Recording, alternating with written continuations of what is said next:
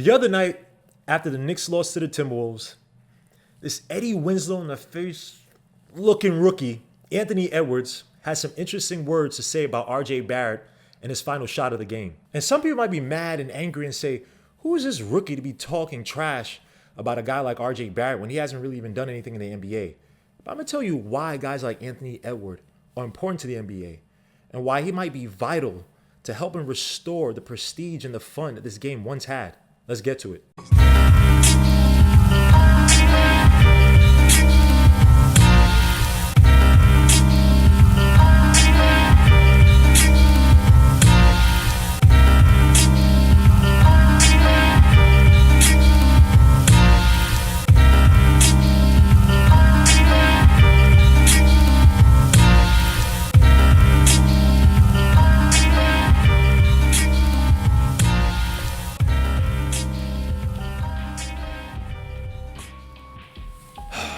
So, like I said, people may look at Anthony Edwards and say, who is this rookie who he is averaging 17 points a game, but it's on around 30% shooting from the field, 39% from three.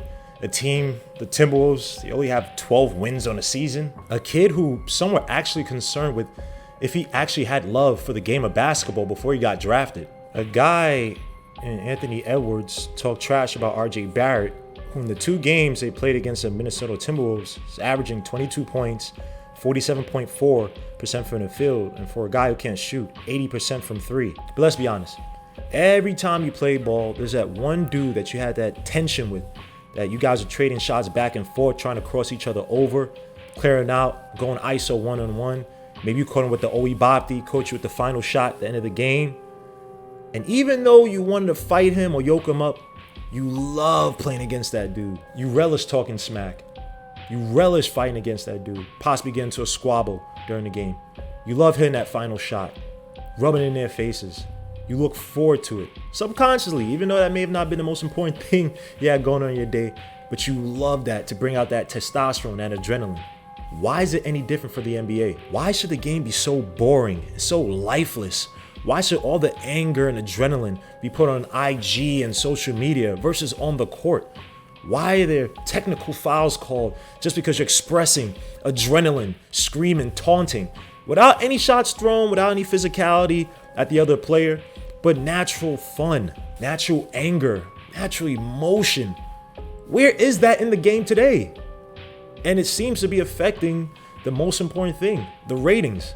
The NBA is suffering in its viewership and ratings overall. This year's All-Star Game only garnered 5.94 million viewers, which represents an 18% decline versus last year. This would make it the least watched All-Star Game dating back to the 1990s. Its 3.1 rating represents a 24% decline versus last year, making it the lowest rated NBA All-Star Game in the past 31 years. And everyone knows last year's finals flopped, going down as one of the worst rated and viewed finals of all time.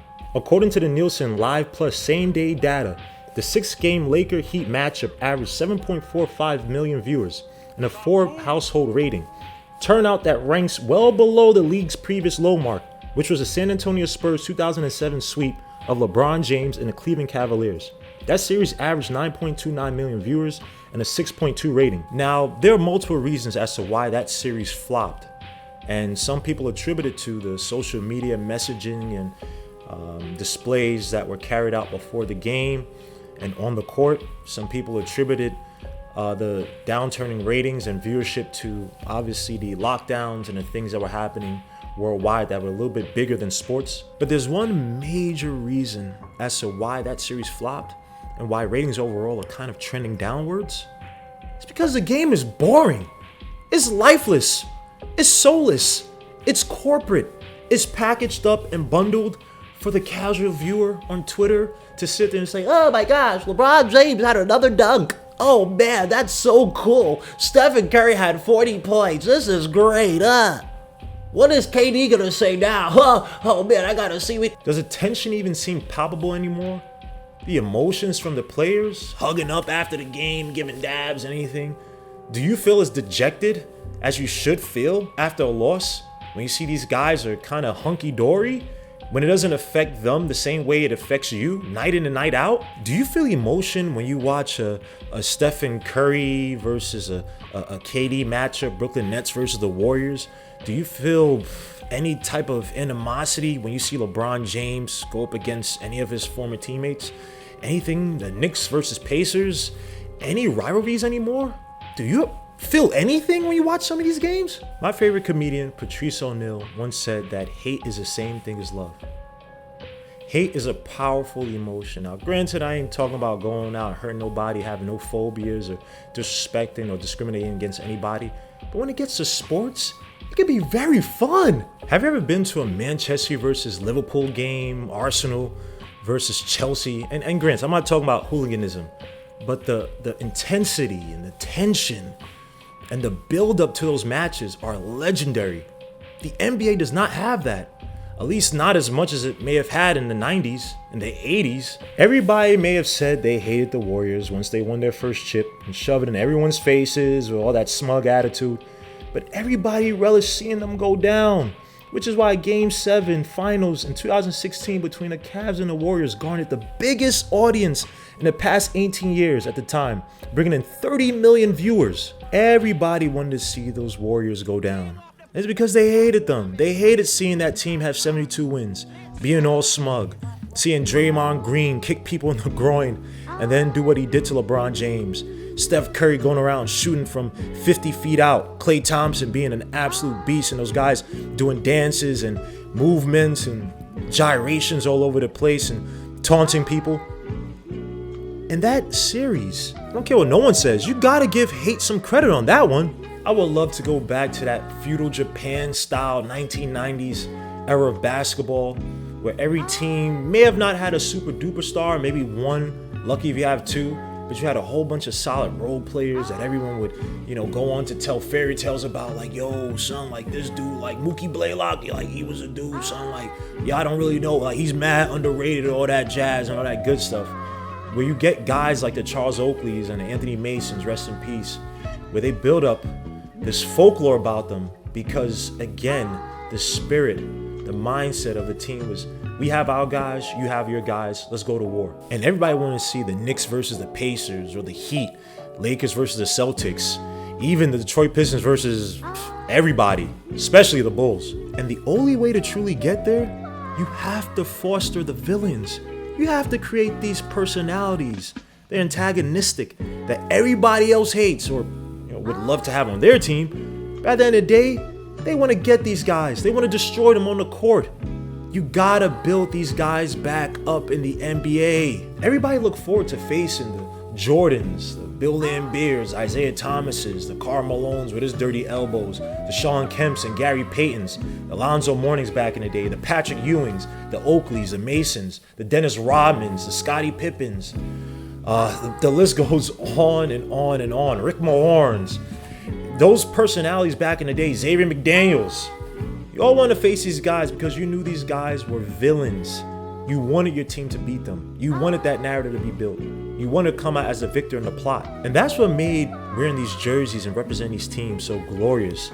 Having something, a burden to finally win a championship so heavy on you. But at the end of the day, made you very proud of where you're from. Made you very proud of the battles and the wars you went against when you face some of these top teams or these rivalries that you had throughout the years. But instead of having that on the court, we have Kevin Durant fighting against F-list level actors whose last known role was getting punched out by Busta Rhymes in Higher Learning. A guy who talks about, yo, I'm from Brooklyn, yo, who basically pulled a very un-Brooklyn move and snitched on a private conversation that he had with Kevin Durant. I mean, this is where we have all our anger and energy focused on versus on the court, where we should be trying to kill each other and have these great rivalries, given the fact that we still have very talented players coming in and out of the NBA each and every year.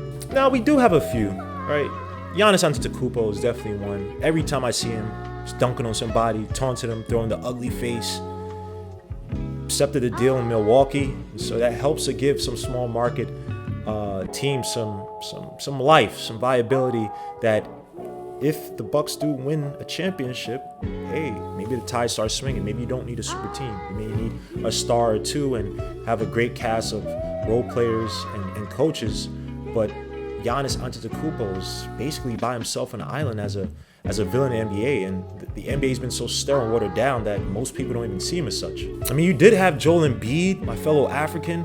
He was talking trash. He was a villain. He was calling people out, and I loved it. But ever since that Toronto Raptors playoff series where Kawhi Leonard hit that fortunate shot that bounced into rim, and he gave that ugly crying face. Let me just say something real quick. As a man that's big and that is just that, manly looking, you can't be giving an ugly cry like that, looking like Whoopi Goldberg in a color purple. You can't be pulling that off, MB. Please, come on, man. And there are a few, you could say guys like Draymond Green, I guess, but other than that, there are no real villains left. Villainy in the NBA is dead, is dying, and we need to revive that. And there are a few, not just Giannis, but you got Draymond Green and I guess Chris Paul-ish. Can't really think of too many. The villainy in the NBA is dead for the most part. You need to revive it. I mean, Charles Barkley has been retired for I don't know how many years, and he's literally still one of the most popular figures in all of sports and probably all of entertainment. The guys on the show with Shaq and Ernie and Kenny, and literally he's been surviving as a personality because of all the things he did as a player. The larger-than-life figure would give these crazy quotes for throwing people through glasses. Was a gambler. And granted, I'm not saying you have to do those things and become a crazy degenerate down the line. I'm not saying he's a degenerate, but you don't have to do those things. But again, he grew up during a time when it was allowed to have a personality, to be someone a little bit away from the sport, to build up your iconography. Be somebody that's not just the sport itself. I put money on it. If you had a Charles Barkley type spread around the NBA, I'm pretty sure people be looking up each and every night to face this guy and beat this guy. And for the team that has him, they'll be happy that they had a villain on their squad that antagonized the NBA and hopefully could get them some wins and some championships. And let's be happy that Anthony Edwards said what he said. I understand he said that to my son RJ Barrett, but we know RJ Barrett is going to find ways to get better, improve his shooting, spots on the floor, his dribbling. Salute to Drew Hanlon for all that development he's had in the season. But overall, what Anthony Edwards said, that's fine. I want that. He needs to be a villain, not just for my Knicks, but for the NBA as a whole. If he can make Minnesota a hotbed of acquisitions, free agents, and basketball minds coming in because they have a kid like that who they could build around and they could market because he's a villain, the NBA could be restored to its once prominent and popular level. I understand it's still the most popular sport in America, I believe. But again, why just be relative? Be absolute. Let's get them ratings back up. Let's get that viewership back up and make the NBA what it was back in the day when it was the highest ticket in town. Not just something to talk about on social media. Because there is no Ryu without Bison or Akuma. There is no Fantastic Four without Dr. Doom. There is no Batman without the Joker. Let's bring back the villains. And just real quick, salute to one of my favorite villains of all time, Razor Ramon. Hey, Chico. I just wanted to do that. I had a toothpick in my mouth. It had nothing to do with the video. But salute to Razor Ramon. But guys, if you like what you saw, if you like the video, if you like the breakdowns, and to have a little fun, and I don't know, if you just like my content, please hit the like, subscribe to the channel, hit the dark bell so you get notifications on all the videos and all the lives that I put out. But guys, until next time, peace, salute, God bless. We out of here.